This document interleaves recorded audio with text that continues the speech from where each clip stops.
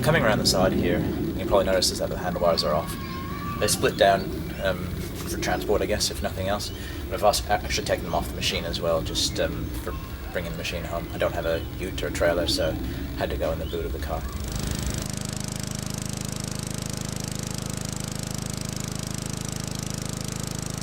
So I guess the obvious place to start is at the top. This is the Briggs Stratton 2 horsepower motor. It's a horizontal shaft on it. If you're looking to replace it, which is what I'm going to be doing with this machine, I'm going to be buying a new 3.5 horsepower IC version. Getting rid of this one altogether. The new one should fit right on there. If you're buying a machine that's new to you and you're planning to keep the motor if it runs, if you want to fix it up, whatever, I guess the obvious place to start is, number one, make sure there's petrol in the machine if you're having a look at it and evaluating whether you want to keep it or not.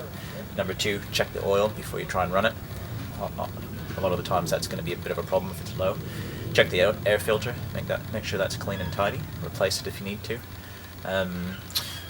Often you'll see the pull start sort of mangled and missing, so you might need to replace that. There's some springs in there, so before you start digging in there, be careful, do your homework.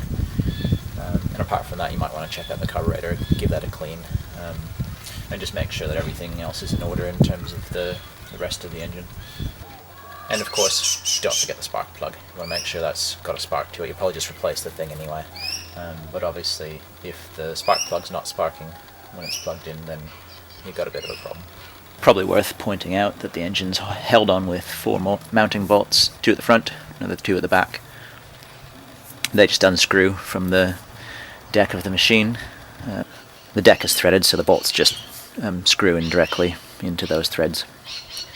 At the front here as well, that is the oil drain plug, so as part of your restore, if you're keeping the engine, you probably want to change the oil. So that's going to drain out of there. I'll post the type of oil that you need, but it's pretty standard. On the back here, you'll see the 2 rear engine mounting bolts, same as the front. Another drain plug for the oil. And what looks like, if you can see it under there, another oil fill hole, but in reality that one's actually blocked off. Some of these engines will have front and back oil fill, like the one that came on my twin. In reality, I just use the one that doesn't spill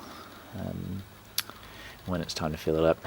I don't know if it's just the angle of the engine or whatever, but I open the one and oil just comes gushing out, whereas if I open the other one, it tends to be a lot less messy.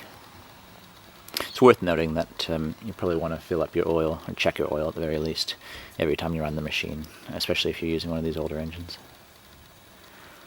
Moving up, you can see the pull start on the motor itself. This handle's a little bit broken. Sometimes cords are frayed or broken or missing, and they'll need replacing. Over here's the petrol tank. Takes regular unleaded petrol. Don't have to mix it with oil like you do a 2-stroke motor, because this is a 4-stroke. And there's your connection points for your throttle. Just a quick peek at the top here. What we're looking at is the spark plug. In this case, it's got a little guard over it, so it's a little bit tricky to get off. When you're working on these machines, the first thing you want to do is disconnect that spark plug so that there's no risk of the machine starting when you don't want it to be started. For instance, when you've got your hands down near the blade or any shafts and that sort of thing.